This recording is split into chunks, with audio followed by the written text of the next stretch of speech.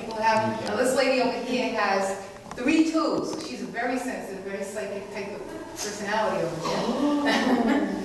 Also, she can get her feelings hurt quite a bit because she can misconstrue what people say to you. Okay, because she's very, very sensitive. Anyone with the number 3? You see how the 3 starts to open up? And 3 is about balance. So people that have 3s, it's a communication number, but it's about balance. Balancing your communication, balancing your life in a physical sense. So 3s can be like the nervous type of personalities. You know, kind of be in 2 places at once. They're very talkative, they like to talk. And then the number 4, you can write it, let me see. People can make more so. The number 4 is the first number. You have the number 1 there, so see how the number 1 is with the number 4? So number 4s can be stubborn, okay? And sometimes not look outside the box. You know, they put themselves in a little square there. And I ought to know because I have 2 of them. But it's the first number that's open. See how it's open at the top? You have it above.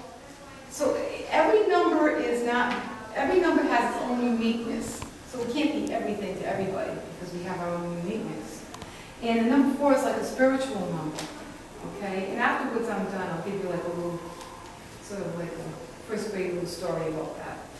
And then the number 5 is in the middle. Remember when you drew the grid, the 5 is in the middle. So the 5 is the flexible number.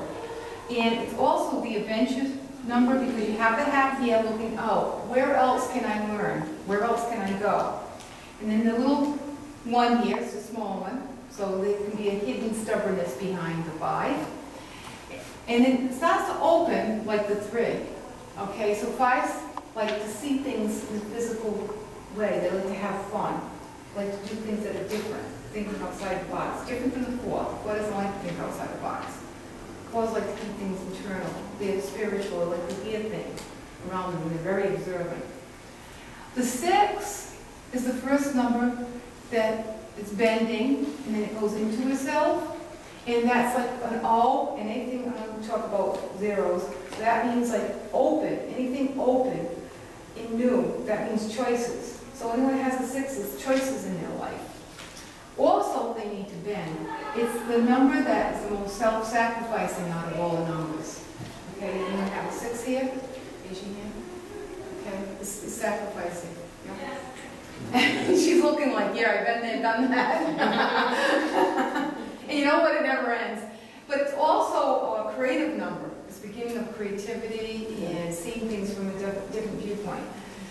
Number 7 is also a psychic number. And if you notice how where the hat goes with the 5 is looking outside oneself, the 7 is looking inside oneself. It's a philosophical number. It's a number people that have a 7 are always learning.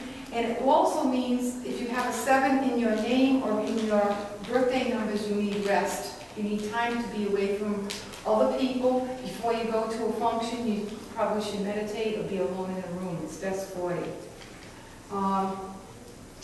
Number 8 is the infinity number, how it comes back into itself. This is now, I remember you have a number 8. You have to be very careful what you do in your life because the number 8 is what you give out is what comes back to you. So if you give out something that's negative, it comes back to you tenfold negative. You give something out, something positive, it comes back to you tenfold positive.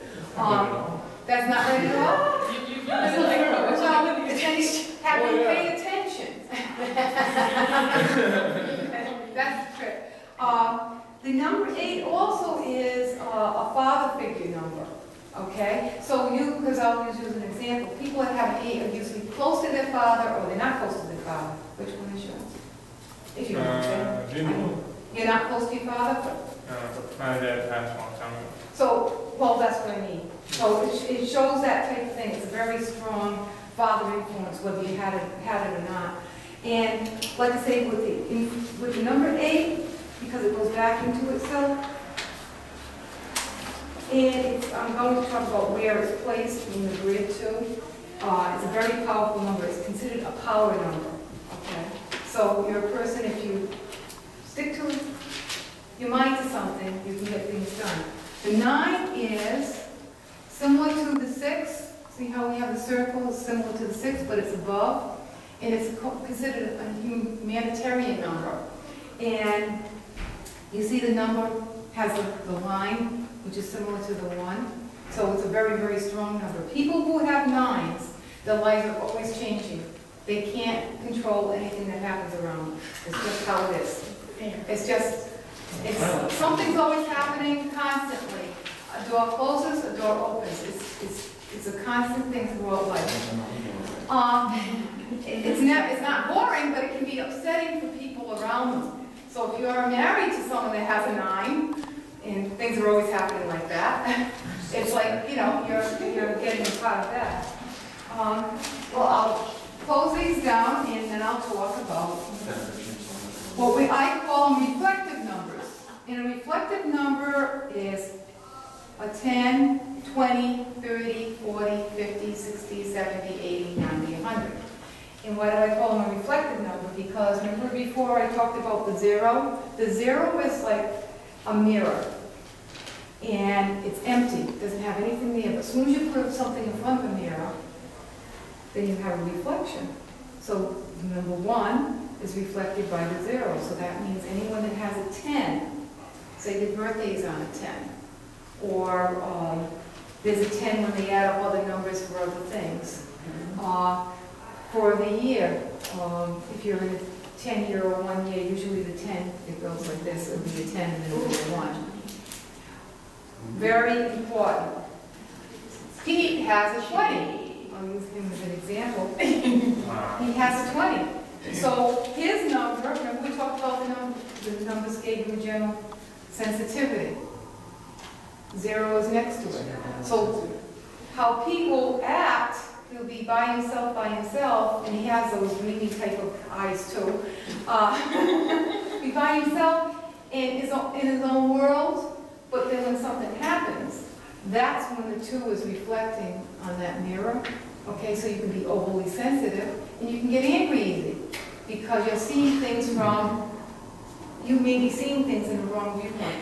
You have to wait, ask questions. If in doubt, ask questions. That's my line. Okay. Someone with a 3, again, this is mostly when you're adding up your names. Communications. This person would be like a chatterbox. Once they get started, can't stop them because of the reflective 0. Okay. Go ahead. No, I was thinking that I know what you're doing. You know, if you added up your name to see what that would come to, then you get another sense. And so forth down the line, you know, because we're limited with time here, so 4 would be the same idea as the person that has psychic abilities in like listening to different things outside themselves, or standing next to a person and sort of knows what they're thinking when they're in that zone. This is like a zone type of place.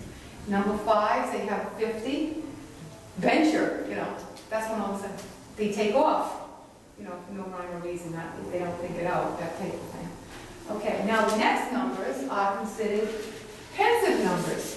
And some numerology books would call them karmic numbers, where a person would believe that they're reincarnated and they're coming back into this world to go through something. On a personal note, where we are is where we're at. And I don't really go into past lives because it doesn't matter. So if you have one of the pensive numbers, which I'll give you right now, number 13, 14, 16, and 19 are considered the pensive numbers. And why? Because everything to me is like, if you can see it, you have an understanding. Notice how all of them have the number 1 in front of it. Then we have all of this is communication, this is spirituality, this is self-sacrifice, and this is humanity. And the number 1 thinks of self. And all these numbers are thinking outside of self. You can't communicate alone, you need someone. So, how I work it is I break it down in how to help out. Now, obviously, this would be anyone with their birthday on these days. Okay? Don't forget, you could have a birthday on the number 10, too. You know, just to bring that number 20 and number 30, just to bring that to your attention. Okay, number 13, everyone has always heard how, oh, that's negative, it's bad luck, and all of that type of thing. The number 13 is, you think of self, communication, okay? You can't communicate by yourself. So you break that down. How do I communicate? By being stable, by listening, because the number 4s are listeners. Remember I mentioned that in the beginning? Number 4 will always listen to what's happening, very astute to what's happening around them. So if you do that, then you get your whole 100% of being 13. Number 14, again, think of self. This is a stable number. Have some fun. A person with a number 14 needs to have some fun.